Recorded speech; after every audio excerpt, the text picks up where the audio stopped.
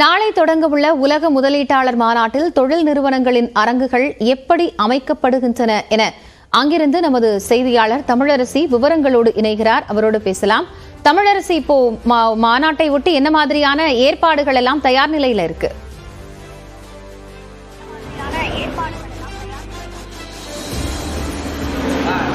சென்னை நந்தம்பாக்கத்தில் இருக்கக்கூடிய வர்த்தக மையத்தில் நாளை உலக முதலீட்டாளர்கள் மாநாடு என்பது தொடங்க இருக்கு. 2 நாட்கள் நடைபெறக்கூடிய இந்த மாநாடு நாளை காலை 10 மணிக்கு தொடங்க இருக்கு. முதலமைச்சர் மு க ஸ்டாலின் மாநாட்டை துவங்க வைக்கிறாரு.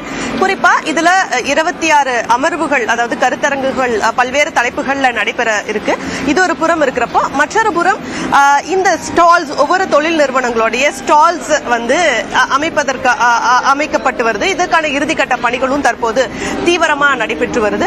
குறிப்பா இங்க 200க்கும் மேற்பட்ட ஸ்டால்கள் வந்து அமைக்கப்பட்டிருக்கு. இது ஒவ்வொரு துறையா, அதாவது ஒவ்வொரு பெவிலியன், குறிப்பா தமிழ்நாடு ஸ்டார்ட் அப் அப்படிங்கிறதுக்கான தனி பெவிலியன் என்பது அமைக்கப்பட்டிருக்கு. குறிப்பா கடந்த முறை உலக முதலீட்டாளர் மாநாட்டிலையும் ஸ்டார்ட் அப்ஸ்க்கு தனியா ஒரு கவனம் செலுத்தப்பட்டு அதுல இருந்து அதிகமான முதலீடுகளை ஈர்க்கக்கூடிய வகையில நடவடிக்கை எடுக்கப்பட்டது.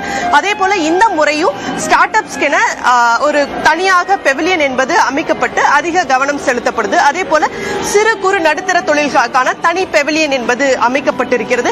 இதை தவிர்த்து ஆட்டோமொபைல்ஸ்க்கு தனியாக ஒரு பெவிலியன் என்பது அமைக்கப்பட்டு அங்க 24 அரங்குகள் என்பது அமைக்கப்பட்டிருக்கு.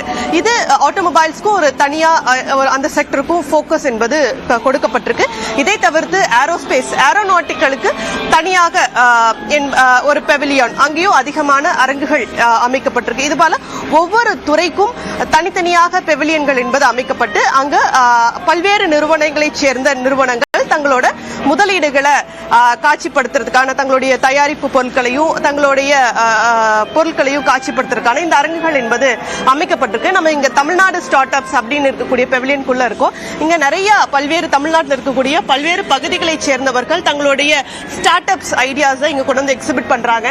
இப்போ இது ஒரு, நீங்க எங்க இருந்து வரீங்க, உங்களோட ஸ்டார்ட் அப் என்ன, நீங்க உங்களோட அரங்குகள் எல்லாம் அமைச்சாச்சு, அதை பத்தி சொல்லுங்க. எங்களுக்கு நல்லபடியாக அமைச்சிருக்காங்க மேடம்.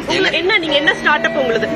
எங்க ப்ராடக்ட் வந்து ஆக்சுவலாக global coconut farmers producer company name. எங்கள் ப்ராடக்ட் வந்து கோகோ நெக்டர். எங்களோட தோப்பு எல்லாம் பார்த்தீங்கன்னா திருப்பூர் டிஸ்ட்ரிக்ட் பல்லடம் தான் நாங்கள் இது பண்ணுறோம். ஒரு சிறந்த ஒரு முறையில் நாங்கள் இறக்கி ஃபர்ஸ்ட் டைம் இந்த உலக முதலீட்டாளர் மாநாட்டில் கலந்து இப்போ நாங்கள் இதுதான் மேடம் நாங்கள் வந்துருக்கோம். ஃபர்ஸ்ட் டைம் தான் நாங்கள் வந்துட்டு இருக்கோம். எங்கள் பாஸ் இருக்காரு.